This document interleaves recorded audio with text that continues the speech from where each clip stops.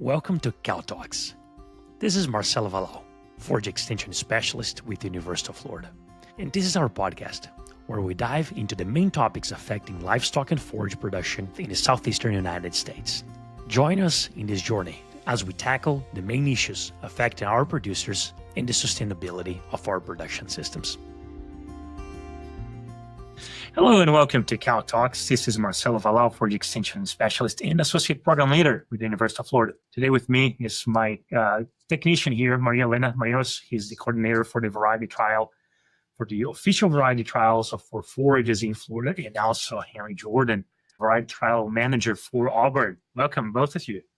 Welcome. Thank you for having me. Henry, this is not the first time we're doing this, and I think a lot of people hopefully have listened to previous episodes on the variety trials and the updates on the variety, on the results and recommendations and all that. For those that don't know, what is the official variety trial? What is the work that you do, and what is the work Elena does here? So for Auburn, at least, I manage all of the variety trials for the state, and it's mainly small plot research, and I'm doing all the variety trials not only on our forages, but on our grain crops, row crops, all of those as well. So for the forage side, we're doing 6 locations for yield, and that's across the state, north to south Alabama. And then we have 1 location that we're just looking at the forages as far as when do they head out, when do they swap from from vegetative growth to reproductive growth. And so we're also running, so we're looking at yield, we're looking at when do we swap growth stages, and then we're looking at quality on the back end. So we're running quality for each harvest that we do. And so you're getting a lot of data on productivity and nutritive value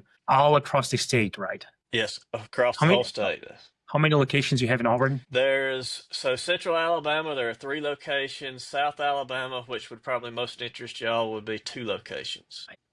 What about Florida? So we have the variety trials for forage. We either grazing, hay, or silage. We don't do any row crop or grains. This year we had 3 sites, 2 on-farm variety testing, Central and North Florida, and then 1 at Citra, Florida, the experimental unit.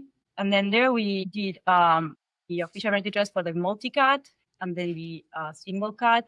And we also had the disease nursery, which all our varieties are planted there, and it helps us knowing the susceptibility of the varieties to diseases. Like a new project, a cool one would be seeding rates, that it came up as a need to update our seeding rates, and what I would just tell the results or preliminary results later. Nice. So it's a lot of effort going on. We also have variety trials that are happening in Georgia, in some of the other states in the Southeast. And the cool thing is that we always get together once a year to review the data from the different variety trials and discuss what we're going to make into the list of recommendations. A little bit of caveat, Florida and Georgia have a kind of official list of recommendations, which is basically the varieties that are performing above average. Henry and Auburn, you have a little bit different approach. Yeah, I try to, instead of making a recommendation, oftentimes we get questions about what variety would work best, but it all depends on the situation. What are your goals? When do you need your grazing? Are you worried about warm season green up on your Bahia, your Bermuda? There's a lot of factors that we need to take into consideration. So just these are the varieties we recommend. It doesn't really encompass everything we need to take into consideration. Awesome. Same for here, and also that's why we have expanded our Florida trials in the past year to include some on-farm locations and also different uses, as we talk about multi-cut kind of simulating grazing, and single cut would be more simulating the silage or hay production. Henry, your trial is also sponsored. It's a collaboration between the university and the industries. Do you have other commodity groups interested in the trial that also sponsor you? As far as the forages, the only source of funding for the forage variety trials are the entry fees from the trial participants. Good. We also charge those entry fees, which, by the way, do not cover the whole cost of the program. It is highly subsidized by the university or our programs here, our research programs. And we also count with the collaboration from the southeastern milk producers through the milk checkoff for part of it, and the Florida Cattle Enhancement Board for part of that effort as well, along with the entry fees, which is the collaboration with the industry. So one thing that's a little bit unique about Auburn is we have a a variety selection tool that's an online tool that you can use to sift through the data and absorb a lot more of it at one time and not get too overwhelmed, hopefully. But that tool is funded by all of our commodity groups through checkoff dollars, and then the rest of it is funded through Auburn and Extension. Awesome.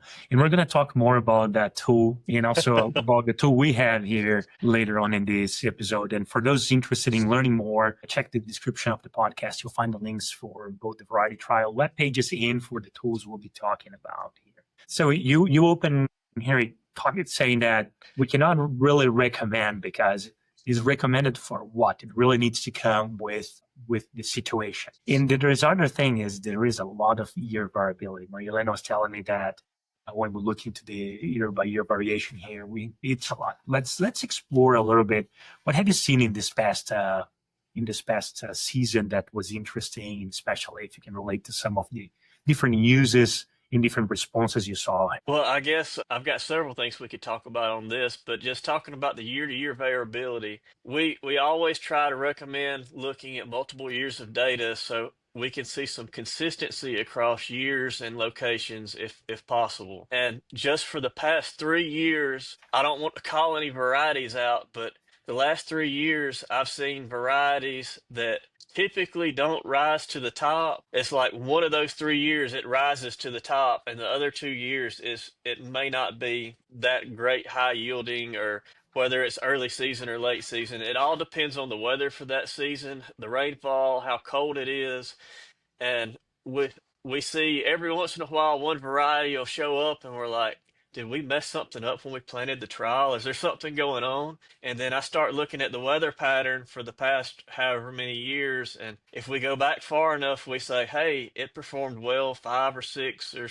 however many years ago. And the weather pattern is kind of similar to what this year's was. So I'm seeing that happen a lot. But just in general, what I've also seen is our early varieties typically perform good early. Our late varieties typically perform good late. This year was really interesting with the snow that we had in South Alabama, which is highly unusual. That caused a couple of our late varieties to really perform well early season. So that was something I was not expecting to happen this year. This is very interesting you mentioned, because often some of the later varieties that are developed for climates that are a little colder than here, and one of those examples is Horizon 306 oat. It is a later variety and it is more cold tolerant.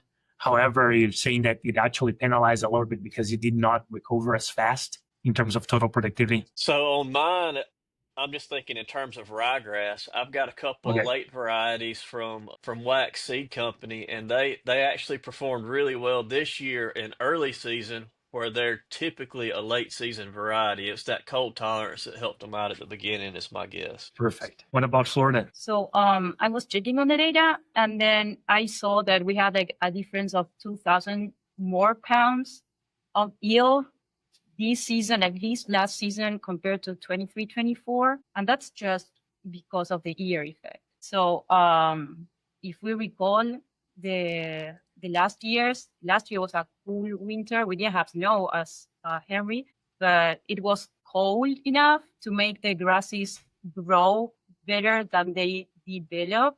Then the previous year was more like a mild winter, where we had a faster development of the grasses than last year. So is that accumulation of degree days, so accumulating very fast or maturing quite fast? Exactly. And then they play out very fast. Whereas in this year, we were probably not developing as fast, but ended up being more biomass. So what I noticed was that this year, for example, for the first cut on the multi-cut, most of the varieties were on the vegetative stage. So most of them were able to recover and produce better than the year before, that most of them were all on the reproductive stage. For this, what I mean is that whenever we get to the reproductive stage, those tillers will die. And if we don't have any new tillers, we won't have much product. And the other thing that I noticed was regarding the diseases. Last year, we didn't have much disease incidence respect into 23-24, that we had a mild winter. Which matches like a warmer winter is going to have a greater challenge with with diseases, pests and diseases. So one of the unique things, and I don't know if you're doing that, Henry, is we have the single cut trial that's kind of simulating. Well, it's not kind of. It is simulating the management that they do with the dairies because this is on farm and it's targeting that one silage cut that goes right early, right before planting corn. And we're planting corn anytime between the last week of February and the third week of March here. I have been trying to talk some of the farmers to delay planting corn a little bit because those 2 weeks really can put a lot of biomass here. If we can give it 2 weeks, sometimes we're talking about 1,500 extra pounds per acre of dry matter. It really can make a lot of difference in that cool season forage to put feed in the bunk. And it does not affect much of the corn production later on by delaying planting by a couple of weeks. We have not been doing any single cut trials. All of ours are multi-cut. So talking about cold weather, the year before, or last 23-24 season, we had a very, very cold week between Christmas and New Year, and that really hammered a lot of the trials and especially some of the oats suffered a lot. This past winter, we actually did not have as much mortality, even though it was even colder, which I think is a lot more because of the adaptation. The cold prior to that very cold spell. So we had a little longer, colder winter. But that's where some of the mixes is coming in play. I really love some of the farmers are working with, for example, in the dairies around our plots where pretty much triticale and oat mix, and that really adds a lot of flexibility and resilience to the system because if we have a cold weather, triticale can tolerate it much better than oat and actually ends up protecting a lot of the oat. You have done any mixed trials there or not yet? No, all of ours are going to be monocultures. But what we saw this year as far as the cold damage, our oats fared really well. And with that snow that went all the way down to the coast, I think the snow provided more of an insulating effect than the year before or 2 years ago, Yep. whenever it was, when it just went straight cold and burned everything back to the ground. So it was interesting to see that insulation effect from the snow. It is, and actually, Dr. Dubé had observed, and I think they put an article in the Panhandle Ag News to talk about the cold weather and how the plants recovered. It was pretty nice to see they've recovered. Talking about different situations, I think a lot of our farmers are planting. Well, of course, they're always looking for something early, the earliest, the best to get forage, and then at the same time, the longest season possible. I think you're big on your talk about what system are you using it for, and a lot of our farmers are using in some of those cool season forages, especially ryegrass, into sod, dormant sod, or not so dormant sod. What have you seen in the past year in terms of the earliness in some of the varieties or even the species that would fit well in that system? So I guess first let's talk about the species. And this is for multiple years that I'm talking about. I've seen our cereal rye and our oats, and it can be variety specific in both of those. But I've seen those typically be earlier than our ryegrass. Our wheat tends to line up closer to the ryegrass, and then the triticale can vary and be kind of in the middle. But if we're looking at growth curves, our rye and our oats are typically going to peak out before our ryegrass. So I feel like they can complement each other in extending the growing season on that early part of the season, and then the ryegrass, depending on which variety you get, you could extend the grazing season a lot further out. One thing that's been kind of a hot topic in Alabama is overseeding our ryegrass into warm season pastures. And a lot of guys have seen if they plant a really late variety or even a moderately late variety, they end up having some reduced stands or negative impacts on their bahia particularly. So that's one thing that we're wanting to address when we're looking at how to place these varieties. If you're overseeding into a bahia pasture, you're probably going to want to pick something that's earlier as far as swapping over to reproduction so we don't have that competition effect. Yeah. So this is something interesting. We're submitting a paper for publication now. One of our former students, Hannah Rush, she did a project with different tillage methods or land prep methods in cool season establishment of cool season forages. And it was interesting because, our soils here are so sandy, right? It's very, very sandy. We had very good results in terms of more water in the soil when you have no till. Of course, you're not exposing that soil. And then we have that notion that when you put no-till, it's going to delay productivity. Well, turns out that whenever you are getting that nitrogen, split nitrogen, we're getting that 30 to 50 pounds of nitrogen right after planting, coming back about 45 days after planting again, when the cool season for the start tillery, that no-till was very comparable to a tilled ground in terms of productivity. Actually ended up being better, potentially because of that higher water in the soil. So it's very interesting to see how we can adapt some of those. It's not only the variety, it's not only the species, but also the management practice that can help it. So it's a whole system. So I'll throw you a little bit of a curveball. We had the opposite effect this year at two of our locations. I don't know if you remember how dry it was in October, but two locations in central Alabama, one was conventional, one was no-till. The conventional tilled location, they were planted approximately the same time, beginning of October. So the conventional tilled one, they were able to go in and do some deep tillage and bring up some moisture. So we got germination right on time. As soon as we planted, within a week or two, we had a full stand. The other location was no-tilled. It was dry. There was no moisture, and it essentially got dusted in. So it sat there and sat there and sat there until the end of November before we got any rain. And so we were able to get into the field and start harvesting or have a grazing event, whatever you want to call it, a lot earlier in that conventional tilled location just because we were to get establishment earlier. So that So whole the moisture initial, factor was really critical this year for those two locations. yeah, well, I'll risk say not this year. Like every year, the moisture is a determining factor. Yeah, that's interesting. So the initial moisture is going to make a lot of difference. Let's get going. Again, I'm big on that early fertilization for people that really want that early. But so if you use an early variety, but you don't have the nutrients available early, it's really not going to make a lot of difference. Have you talked to the seed companies a lot to see about seed availability this year or I issues on have seed not. availability?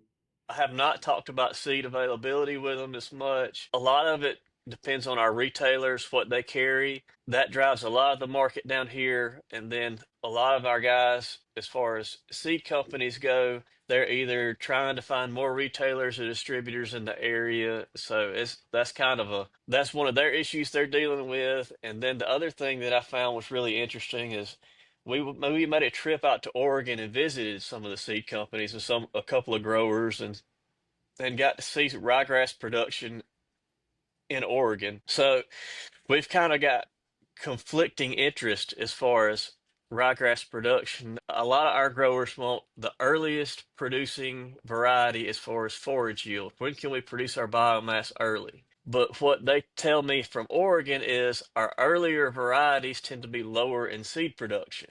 And so those guys are the equivalent of our grain producers. They want to produce the most grain they can produce because that's where they must make their money. And so the market doesn't really pay a premium for early producing variety that's low in seed production. So it's kind of an interesting dynamic how the seed production side and the forage production side kind of have a little bit of a competing interest there. Yes, it is. And seed production is often one of the limitations, especially when we're trying to have new varieties in the market. I was able to talk to several of our representatives.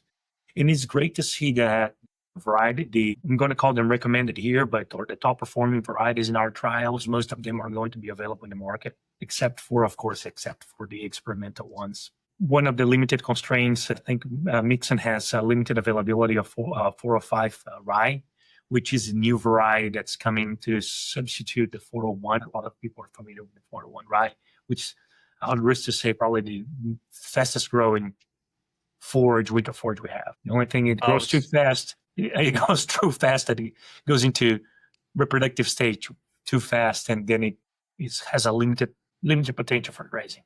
I would say that's one of those early season varieties. So particularly in Alabama, it can get away from you and swap to reproductive growth and be done. But it's probably one of those varieties that, with the right planting date, could give you some grazing before we get too cold and shut down and give us some grazing, say December, January timeframe.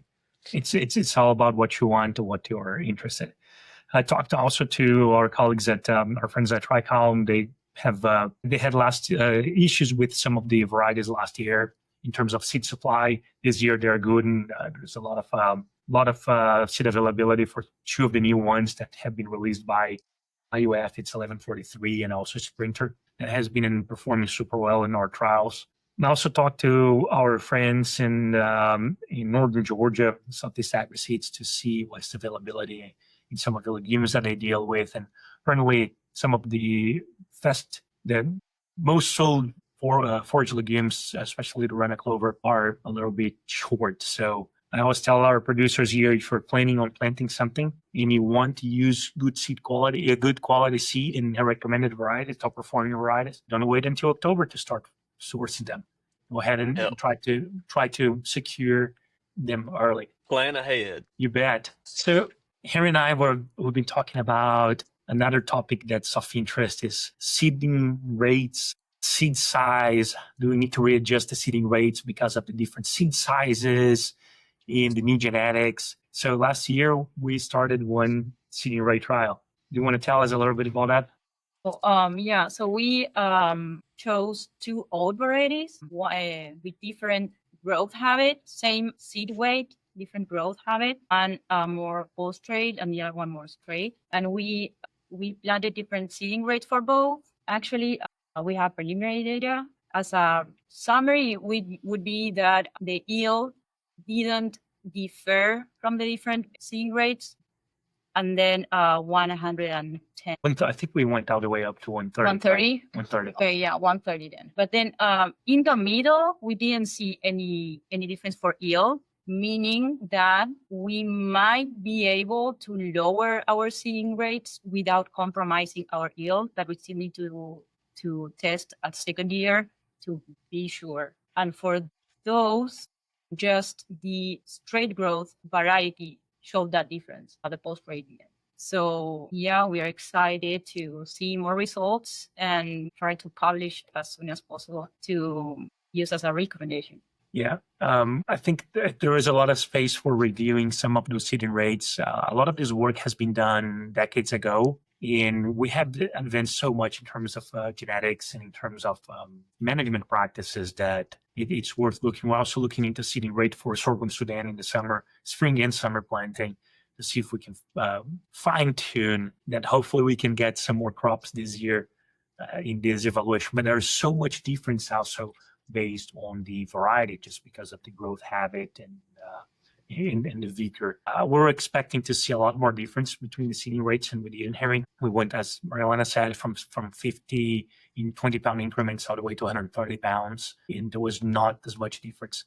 We used two oats that were very different in growth habit. One was much more prostrate, one was much more erect growth habit. And we saw a little more round exposed right at the lower seeding rates, which could potentially result in more weeds, which was one concern. But they were sprayed, so we didn't see any reduction in the production potential there. From my perspective, I would like to see a recommendation instead of pounds per acre. I would like to see a recommendation based on seed per acre. Yeah. I know in our forage variety trials, we don't have the same number of varieties as far as wheat and triticale. We don't have a large number of varieties to look at. But in my grain trials, I'll look at all the wheat varieties and as far as seed size, and from top to bottom, I can see a double of number of seed per pound when we're looking at seed size. It's pretty dramatic on the grain side. I would imagine if we had the right varieties to look at on the forage side, we would see that as well. So we did, right? Yeah, we did that last year. We weighed every variety that came to see how many seeds per pound we had. And we saw a huge difference within the varieties. Double. That's why for this seeding rate, we chose same seed weight, because the difference was huge. One of the things that was a little bit surprising is that most of the varieties that were available in the market, and we chose varieties that were in the market versus varieties that are experimental still. And one of the things that we saw is that most of the varieties that are in the market were much closer in terms of number of seeds per pound. So then we decided to go with two that were very similar in seed size. But I'd love to do that. Harry is looking into varieties of extremely different seed sizes and look at plant population with those also. Our first plan was to do examine the contrasting weights But in the end, they just were experimental, so we weren't able to find them in the market yet. So that's why we ended up choosing those varieties. So talking a little bit about experimental, I'm very excited to see some of the varieties that we tested, or some of the entries that we tested this year that are fresh from our breeding programs, kind of in the later part of the evaluation process, hopefully hitting the market soon. We have some ryegrasses that really outperform everything else we tested. I was very excited. And I was looking into the 2-year data. Of course, our trial here in Gainesville is newer than, we don't have a long record for a lot of those. But over the past 2 years, those new varieties or those new lines not released yet have been really, really outperforming. I'm excited to see those. Same thing for oats, same thing for triticale. We have some very nice experimental material in line here. I'm seeing some good looking stuff come through on the oat side as far as experimentals. We've been testing some black oats from the University of Florida that look, I think there's one of those either on the market or about to be on the market. Those look pretty good as far as early season stuff. And then ryegrass, we're seeing some interesting stuff come through on the ryegrass as well. Nice. I'd just like to bring up the head dates that I'm doing over here at Auburn and looking at the order of entries as far as when we're swapping from vegetative to reproductive growth. Even in South Alabama, we did 2 locations in South Alabama this year that would be pretty applicable to you. We're looking at a 20 to a 30-day spread across all of our varieties. Let's just assume that they all mature at the same rate from the date that we rated them. You're talking about a month difference on your overseeded Bahia. So that's a month more competition that Bahia is going to have to deal with if you choose the wrong variety. So that's something that we really need to focus in on and think about when we're overseeding in our warm season perennials. Yeah, that makes a huge difference. We're not looking into heading date here just because it means another trial, which, by the way, the whole forage variety testing program is here. Elena pretty much doing everything. So it's hard to expand, but we just take notes about timing of cutting or maturity at time of cutting. Yes, maturity of time of cutting. And then we are trying to register the maturity stage on the disease nursery as well. Which makes a lot of difference. I guess the other cool thing in looking at those head dates is the last 2 years we did one location in North Alabama where it was we just planted it and let it go to seed and see what happened. And then this year at the 2 South Alabama locations, we planted it, harvested it just like the rest of the trial, and then at the end of the season when we started to get reproductive growth, we quit harvesting that extra rep.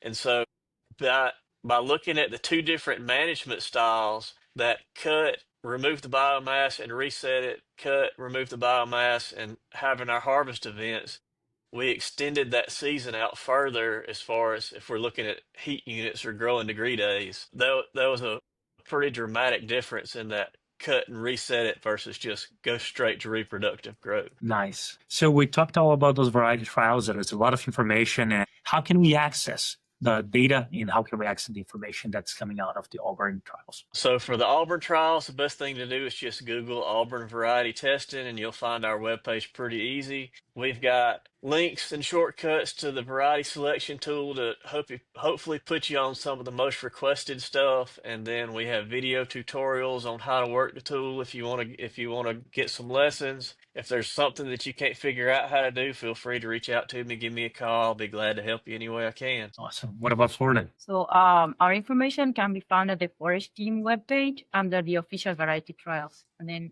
in these publications that we should have the 2025. Yeah, we should 2025 cool season for the variety recommendation. But the same as you mentioned, the easiest way to find all that is just put in your search engine Florida variety trials, Florida forage recommendation, and that's going to be the easiest way to navigating to the website. Regardless, we're going to put the links in the description of this podcast so people can find it easy. Just want to mention that Georgia also has a very large variety trial program. A lot of the especially grain information is coming here too. They're very good. We do have a tool, Henry. So we're not as yellows. It's not as nice as yours, but so far we only included the sorghum and corn forage sorghum, forage corn, and in silage corn trials in that too. It's quite simple, but I think it fits the purpose that brings the information in a simple way to the farmers. I really like the tool you have there because it gives you a lot of power to look into that data, especially sort and multi-year and everything, and really tells you. And as always, we have some other publications that we try to do in terms of blogs and cattlemen magazine to put out the word that people can find that information out there. Good. Well, appreciate both of you joining me today in this podcast. And for those that are not familiar with the other podcasts, make sure to scroll down on your feed and find some of the other conversations that we have about co-season forages, about planting, about fertility, and much more. Hope you enjoyed this conversation, and I'll see you in the next Cow Talks podcast. Thank you.